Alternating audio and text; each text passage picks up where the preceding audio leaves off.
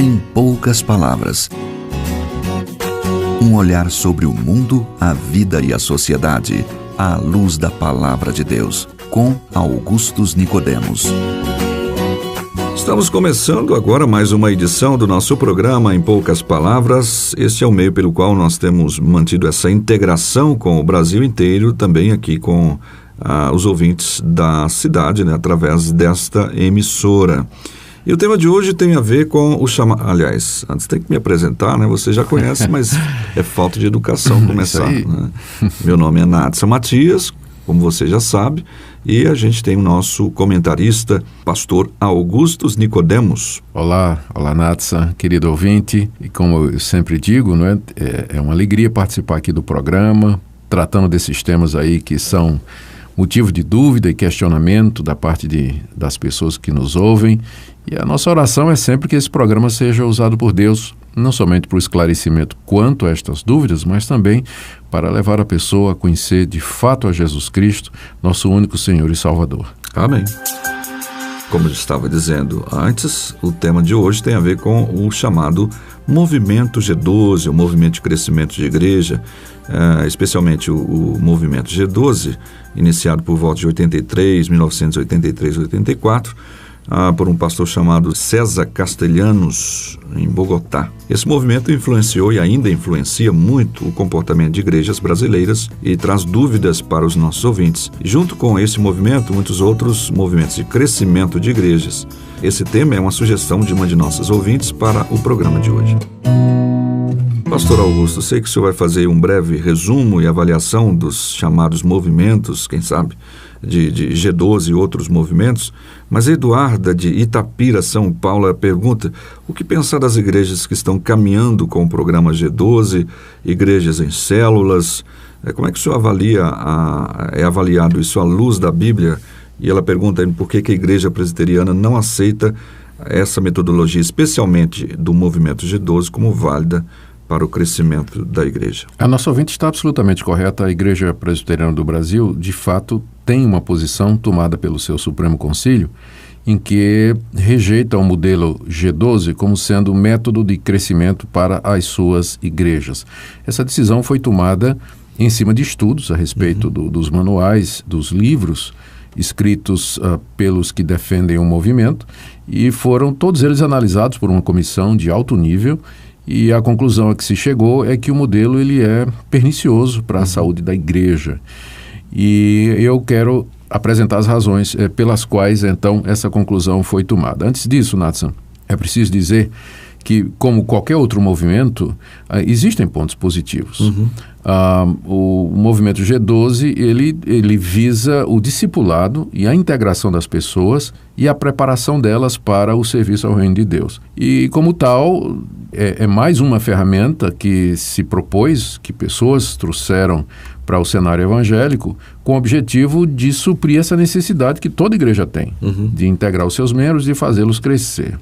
Outra coisa também é bom lembrar que a Igreja Presbiteriana do Brasil ela não tem nada contra reuniões nos lares durante a semana, pequenos grupos. Na nossa igreja mesmo, nossa igreja de Goiânia, nós temos diversos grupos que se reúnem durante a semana nos lares para estudo bíblico, para confraternização, oração e comunhão. Sim. Então nós não temos dificuldade com a ideia de que a igreja durante a semana esteja se reunindo em grupos menores. Não é?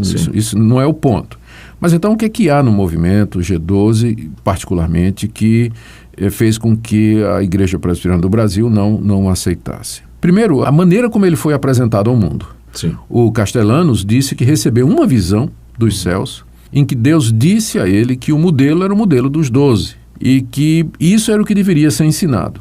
Então, o Castellano apresentou o seu modelo, o modelo de reunir pessoas no número de 12, correspondente ao número de 12 discípulos de Jesus Cristo, como sendo algo que veio do céu, portanto divino.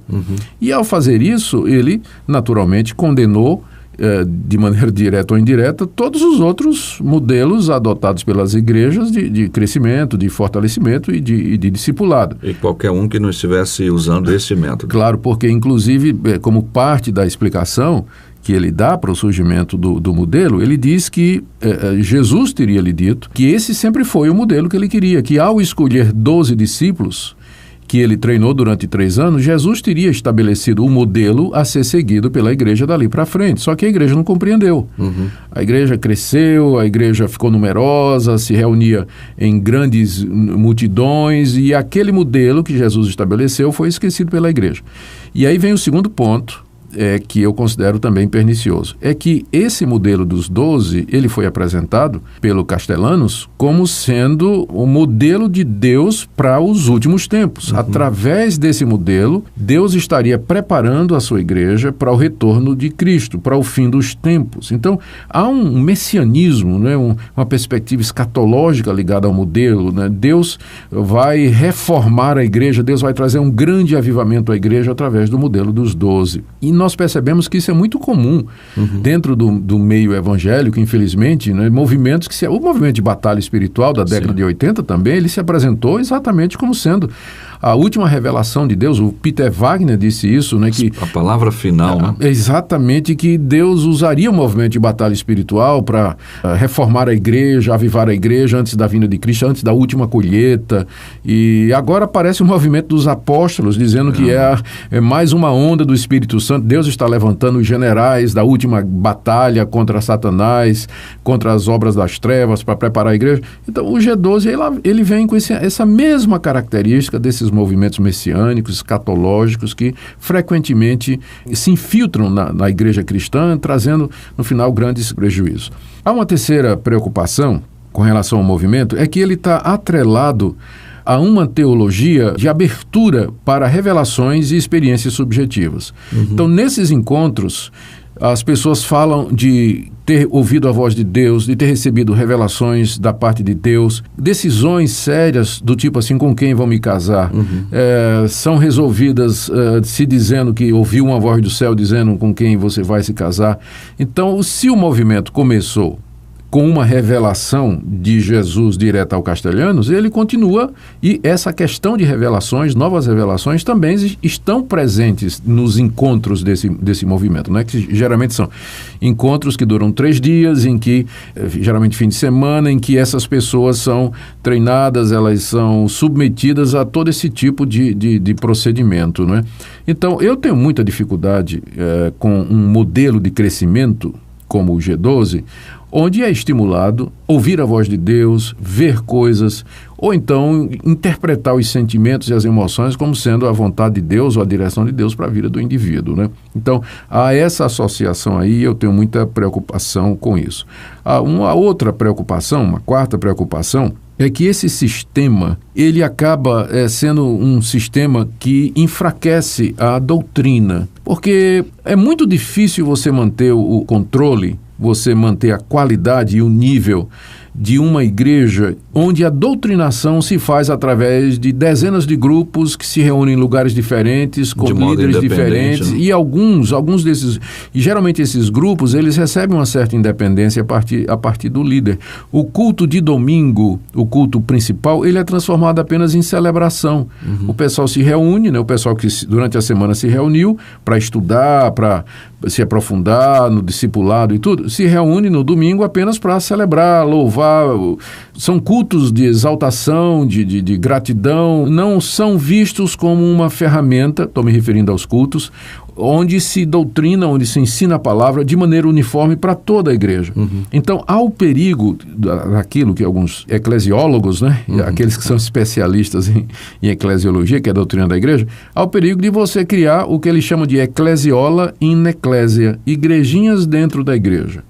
E aí quebra a unidade do corpo de Cristo e favorece o surgimento de lideranças independentes que acabam dividindo ou enfraquecendo o nível do discipulado e do ensino. Houve assim uma explosão até mesmo de várias denominações diferentes a partir disso, né, de pequenos grupos que acabam se tornando independentes e eles acham, bom, agora eu posso ter a minha igreja independente, lá ninguém quer fazer e tal, claro, eu faço diferente. Né? Aconteceu bastante isso aí. Não que eu seja contra abrir pontos de pregação, grupos de estudo, visando mas uma igreja depois. É a rebeldia. Exatamente, mas que isso seja feito com planejamento, que faz parte do propósito da igreja e tudo mais. Uma outra reticência, Natsan, que nós podemos apresentar é os relatos que se ouve, que está no manual, de um processo chamado de regressão, em que as pessoas, para se libertar da maldição hereditária ou do domínio de Satanás para a sua vida, elas têm que fazer uma análise regressiva, né, da sua vida para identificar os pecados e os erros que estão dando legalidade e autoridade a Satanás para dominar a vida daquela pessoa, mesmo que a pessoa seja crente. Então a pessoa é induzida, né, quase que num transe hipnótico, né, a voltar nas lembranças e sair revirando o passado e fazer esse tipo de coisa. E aqui é mais uma preocupação minha. Lendo os manuais e a teologia do movimento G12, dá para ver que ele esposa uma teologia dualista. Uhum. O ser humano é visto como sendo um campo de batalha onde Deus e o diabo estão lutando em condições de igualdade para tomar posse dele. Maniqueísta. Exatamente. Isso aí é coisa do gnosticismo, né, do século I e II, mais tarde maniqueu também. Então, fica essa visão onde Deus parece diminuído, né, porque o diabo não está enfrentando Deus em igualdade de condições. O diabo é um anjo rebelde, caído, está debaixo da autoridade do governo de Deus. Mas a maneira como é apresentado é que nós precisamos nos livrar do domínio de Satanás. Satanás tem legalidade sobre nós. Se você não quebrar maldições, se você não fizer regressão, confessar os seus pecados e tudo mais, então você não vai se livrar. Como diz um dos líderes midiáticos que a gente vê por aí, ele diz assim: conta a bênção, senão o diabo anula. Essa aí é nova para mim. Veja até onde chegamos, Natsan Matias.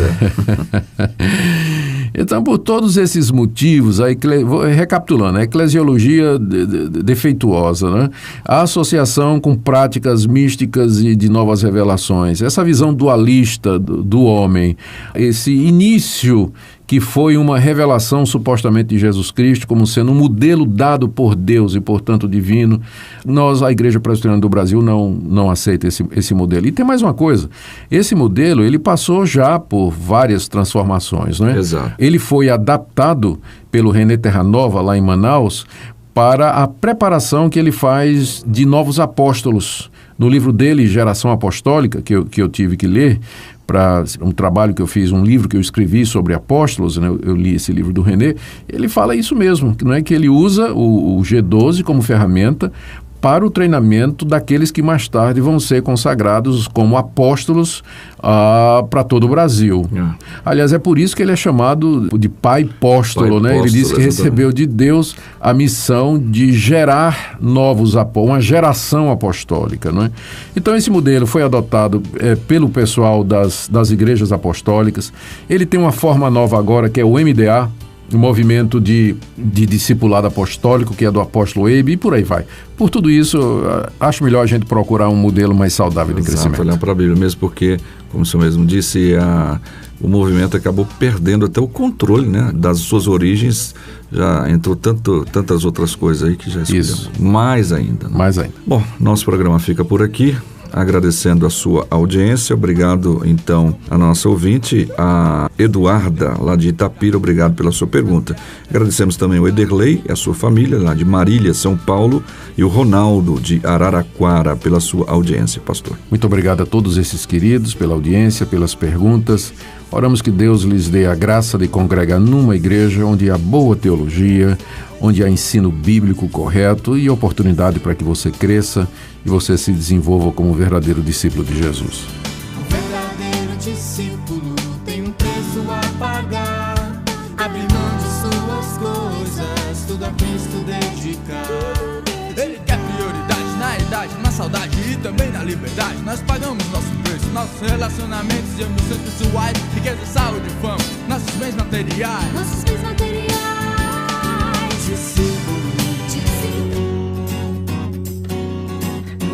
Em poucas palavras, um olhar sobre o mundo, a vida e a sociedade, à luz da Palavra de Deus. Apresentação Natsan Matias. Comentário Augustus Nicodemos. Um programa da Primeira Igreja Presbiteriana de Goiânia, Rua 68, esquina com 71 Centro. Visite o nosso site www.pipg.org. Apoio Seminário Presbiteriano Brasil Central, Goiânia.